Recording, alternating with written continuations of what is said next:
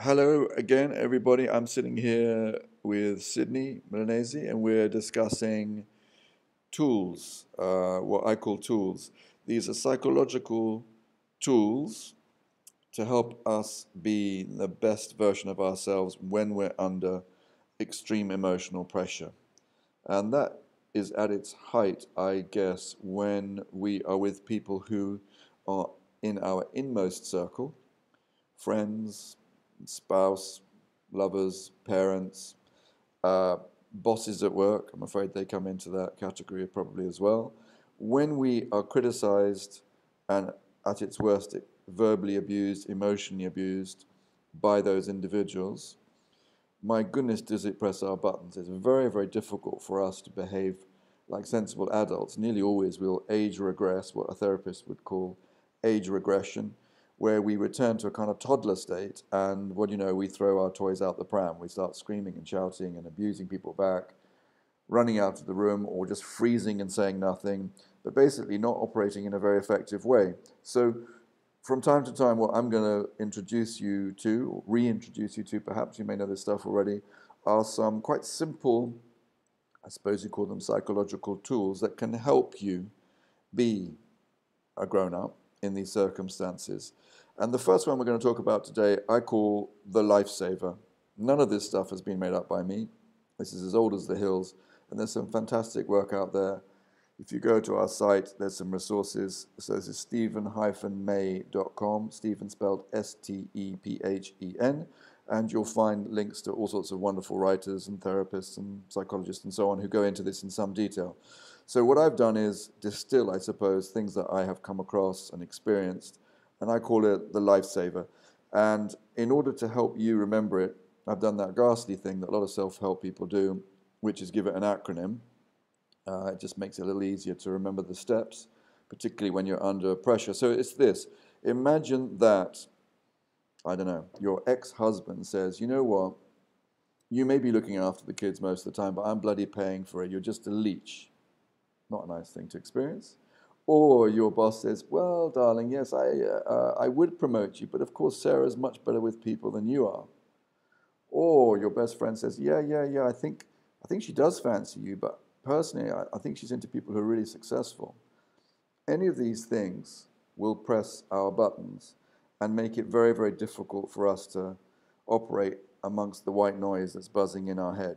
When that stuff occurs, and worse, if you say to yourself, not out loud necessarily, what a dwag, spelt D-W-A-G.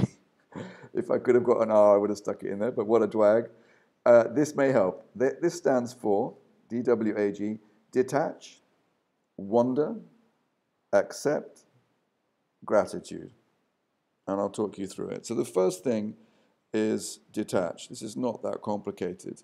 A little tiny bit of science here. When our buttons are pressed, when we become highly emotional, your amygdala, the bit of your brain that's responsible for emotions, goes into overdrive. It gets hit by a lot of cortisone, and you go into a kind of fight and flight state. This is an old bit of our brain, part of the limbic system, and we just want to get the hell out of there or hit somebody. That's just what happens. And the frontal cortex, the bit of our brain that has developed over the last couple of 100,000 years and attempted to make us a civilized creature, is out of action. It goes AWOL. And what we need to do is to get that bit of the brain back into the game. And one of the things that you can do is just to observe the physical experience that you are having. So you don't necessarily need to name the emotion. That can sometimes actually even make things worse. But if you detach by asking yourself, what am I feeling? And you think, oh my God, my head's really buzzy, or my head's hot, my pulse seems to have gone up, my hands are clammy, my heart is going like a hammer. Just the process of observing those physical manifestations of panic or anxiety shifts the way in which your brain works. And before you know it, the frontal cortex is kicking back in. So this is a form of detachment. There are a whole bunch of other tricks, and I won't go into them now, but one of the things that you might be thinking of is this, and that is safety. If we don't feel safe, if we don't feel secure, and this is the case when any of our boundaries are crossed, emotional boundaries, we will not be able to operate effectively. So if you are in a very high emotional state, one of the things you can do to detach is just make an excuse and get the hell out of that space and say, excuse me, I just need to go to the bathroom. Or you can go meta, in other words, discuss overtly how you're feeling, and you can say, right now I'm feeling overwhelmed by emotion, and I'm going to take a time out, and then calmly step out of the situation. We shouldn't be seen to flee. That is giving up too much status. But if we take control by stating that we are overwhelmed and step away, that is a form of detachment as well. As I say, there's a whole bunch of other tricks, but that's the first part of what I call the lifesaver, to detach to some extent from the emotions by observing how you're feeling, possibly by taking yourself somewhere else slightly safe, and then you can go to the next stage, and that's what I call wonder, or you could call it observation, and that is an observation of the totality of what's going on, not just yourself and what's happening in you, but what that other individual is doing with or to you. And you should watch them as if you're a god, just hovering slightly above the action. You're not now a participant exactly. You're looking down from a slight height on the totality of the scene. And there's something about that sort of third eye approach which is very calming. One of the things that I think happens is you see some of the absurdities that are going on. You also very quickly can begin to understand better what might be going on in the mind of the other person involved. Not that you're going to forgive them for their actions, because they may be utterly toxic, but you can understand them a little better and observe them as the absurdity that they are. Let's just look at the reason, one of the main reasons why we become so anxious when we're verbally or emotionally abused. It's not actually just because we think they're wrong. Of course, that's a big part of it. There's nothing like being shamed or someone giving us a guilt trip to make us feel unbelievably upset because we feel that it's unjustified and in some peculiar way the whole of the universe has gone upside down. But I would argue that another thing is going on, and that is subconsciously we think that person is right. And this is much, much more upsetting. If someone says, you're a lazy git, it's quite hard for anybody on this planet, unless they're, I don't know, Gandhi or Mother Teresa, to actually say to themselves, no, I'm not, I'm fine. It's very difficult to have that degree of self-confidence to never think that maybe you could work harder. It's a cracking insult, actually, to upset someone. To call someone a lazy git is an unbelievably effective way of unnerving them. And that's because all of us, to some extent, self-criticize. So if you're observing from on high, you can see that this is a false narrative a little more easily, because most of us do work quite hard. And if you're looking at the agenda of another person dispassionately, if you begin to understand that they are very upset, and that's why they're insulting you in the first place, it can allow you to step back from what you could think of as the truth. It's probably not true that you're a lazy git. And even if it is true in that particular moment in time, it's still only a half-truth because you work bloody hard on other occasions in your life.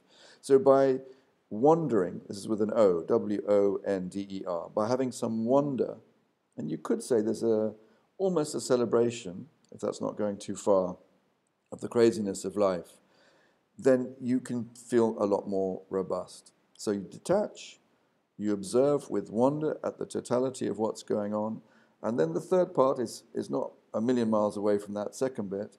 You accept what you cannot control. This is an absolutely key component of so many aspects of, I suppose, traditional therapy, particularly things like CBT and DBT, if you know those terms.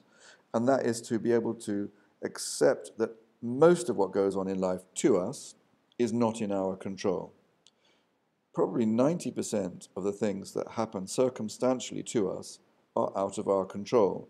What we do have control over is how we react and what we say in reaction to those occurrences. We have total control over that. So the first thing to do to get some sort of sense of sanity is to accept that this other person's actions are something that we cannot control. Now, if you're a nice person, and I imagine most of you are, or certainly see yourselves as nice people, we can often, as, if you like, an empath, someone who's being empathetic, try to please someone else in order to manipulate them to behave better. and this is problematic, and on another podcast we'll probably get into this in some detail. Much better just to accept that individual is an individual worthy of the respect that they must make their own choices in life, even if they're a bad one.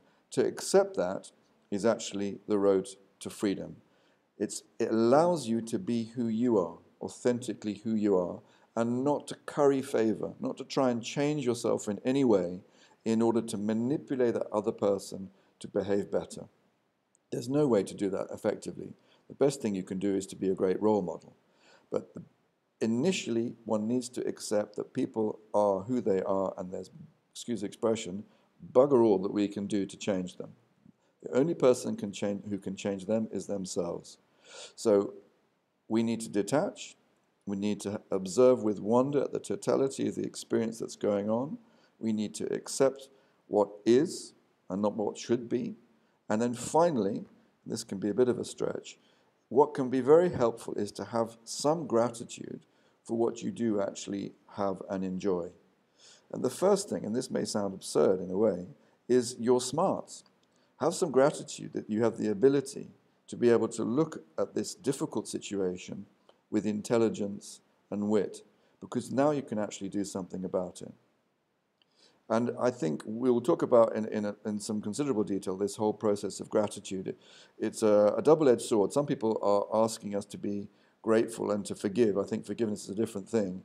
Way too quickly. I mean, if you're being traumatized, the last thing you often want to do is to start forgiving that other individual. I think that can be a terrible mistake. I'm not talking about that. I'm really talking about being grateful for some quite small things in your life, and then for the biggest. One, that your heart's still pumping.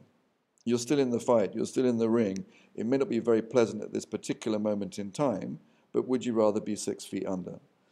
I know this is a bit like telling kids to eat up their greens because 2/3 of the world are starving, but we're not kids. We're not kids. We're adults, and I hope that you, like I, want to be the best adult possible. So that's our little lesson for today. It's called the Lifesaver. What a dwag. It's an absurd expression, but you just might remember it because of that. DWAG, detach, wonder, accept, gratitude. I hope you find it helpful. Bye-bye.